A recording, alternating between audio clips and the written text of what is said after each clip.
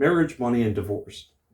Before we get into trusts, inheritance, prenups, postnups, all of these things, the important thing is to know before you get married to somebody, make sure that your values, religion, politics, view on children, do you want no children, 5 children, how are you thinking of how to parent them, your view on money, does one person like to spend a ton of money and have no savings, the other person just wants to constantly save, that's not going to work out too well. Do you want to be intimate, once a day, 5 times a day, once a week, once a month, once a year, never? Those are pretty important. And you always want to be attracted to each other at least. When I think of this right now, I'm thinking of, take for example, one person is from a Christian background, the other one's from a Jewish background. Both are great. Now, when they don't have kids, that's fine. When you do have kids, what happens when it's close to Christmas time? Who's Jesus? Is that somebody that had to be killed at a cross, or was that the Son of God? That's where those things start to butt heads. That's why I say religion is important.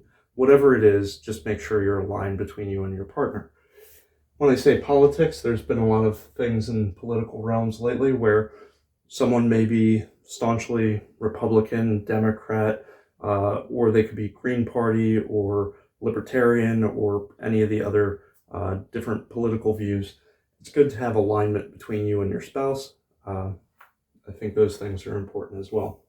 I would suggest before you get married, please wait about 2 years. The reason why I say that is anybody can fake 6 months to a year of who they are. At about 2 years, stuff happens and it's harder to pretend for that period of time.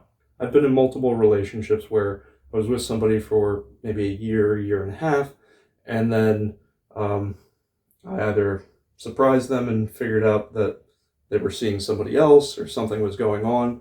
So, yeah, I would say about 2 years in my experience is about the right length of time to know whether or not you're compatible with that person.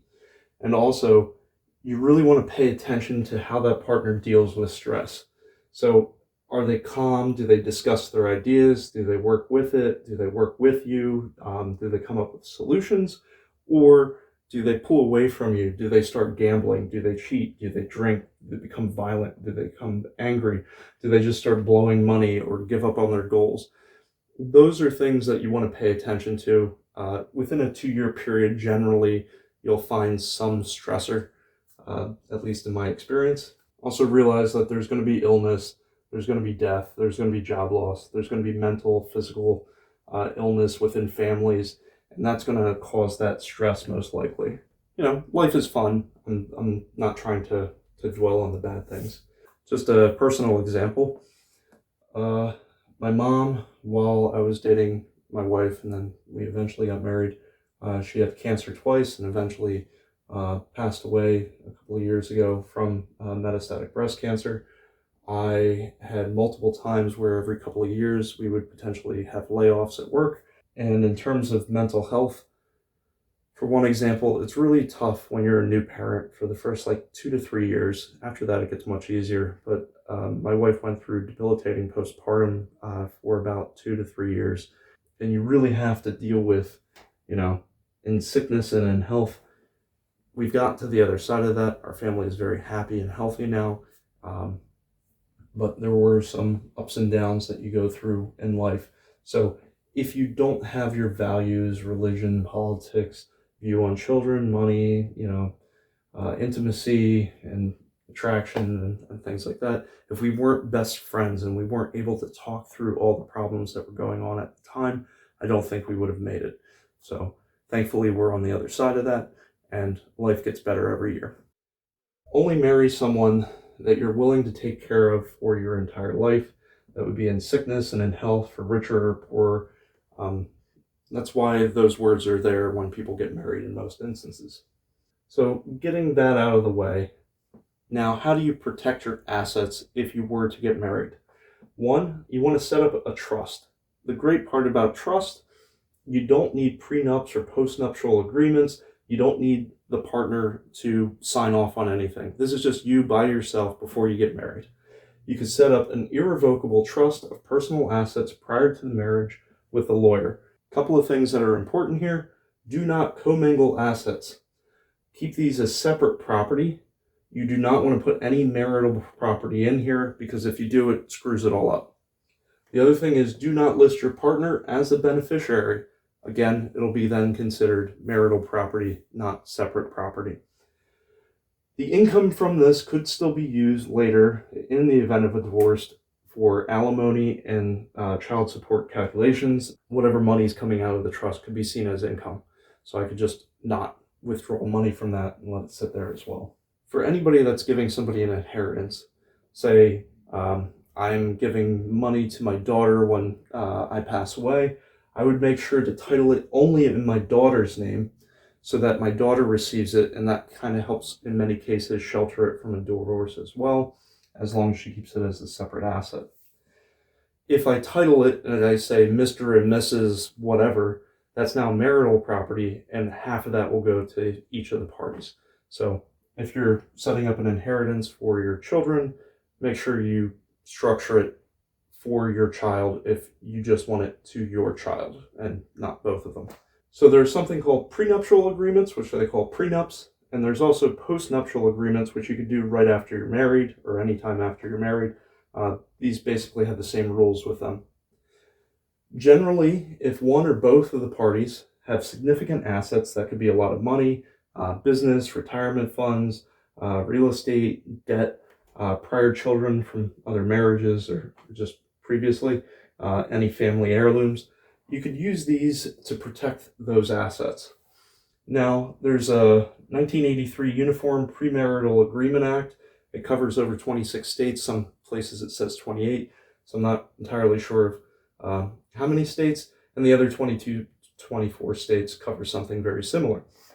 So what I want to cover here is that you cannot cover child support or child custody in any of these agreements. If you are going through a child custody battle, if you're a man generally, they'll start asking questions like, what's your child's doctor's name? What's your child's dentist's name? What's their teacher's name? And a lot of men won't know that type of information. A lot of mothers will, when they're pulled to the stand, will know the doctors, the dentists, and the teachers' names, but they might not know their dreams, their heroes, all their friends' names, things like that. So talked to a couple of divorce lawyers over the years, and I thought that was pretty interesting. If the agreement is unfair, it will not be enforceable. So just because you have a prenup or a postnup, it doesn't mean that it'll actually be enforceable. It doesn't actually always protect your assets. Trusts do a lot better of job, irrevocable trusts, at protecting assets if you put it there before you get married. So I would really suggest this, and then as an extra layer, you can do the prenups and postnups if you really wanted to. Prenups can also cover alimony, minimum and maximum amounts, if married for, say, X years. But again, if it's deemed as unfair, or if it's putting a financial burden on one party over the other, it could actually be thrown out in court as well. Another reason to invalidate these agreements, if it seems like you've been coerced or sign under duress. Imagine somebody who signs the day of the wedding, the day before the wedding. Effectively, they were not given enough time to review the document with a legal professional. Therefore, they were coerced or signed under duress because they wanted to get married, so they could throw that whole document out in court.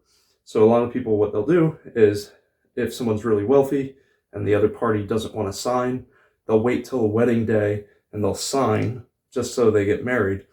And then they know that the prenup can actually be thrown out in the court, so the prenup is pretty much worthless at that point.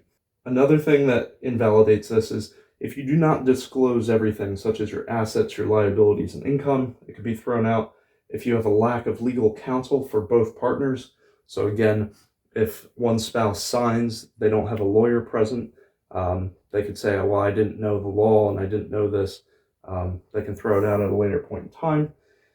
The other one is if you sign all of this without witnesses or getting it notarized, it could be thrown out.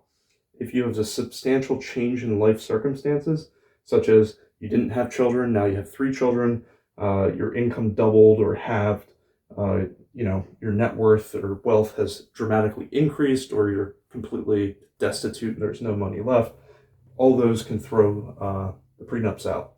There are also things such as invalid provisions. So anything that would be illegal or anything that promotes divorce, anything that is financially incentivizing someone not to continue to be married, all of those will invalidate the prenup. This was pretty useful.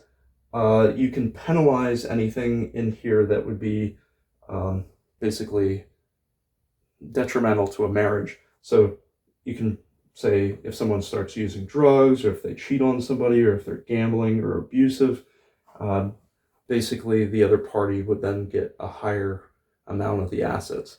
So that kind of helps to make it a little more fair. Just a heads up with that. So my wife and I have been together for now 16 or so years. We've been married for about 9 years at this point. When we got married, I did not set up a trust. I did not set up a prenup. Going into the marriage, I had real estate. I also had, a couple $100,000 in stocks and other accounts. I didn't feel a need for any of this. Again, make sure that your values and all these things align before you get married. If you don't see those things aligning, even though that you love each other and that you're attracted to each other, you might not want to get married. Anybody looking to get married, please seek counseling before you get married.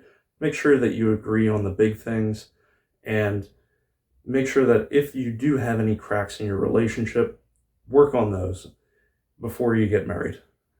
Also, if you're thinking about having kids, kids are great. They're a lot of fun. Built snow forts with my daughter and all kinds of other things. And it's a lot of fun gardening and doing all kinds of activities.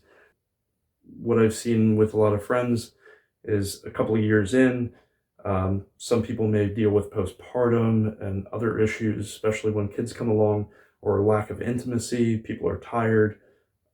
So really make sure you have a good foundation in order to survive really the first 3-4 years of your kids.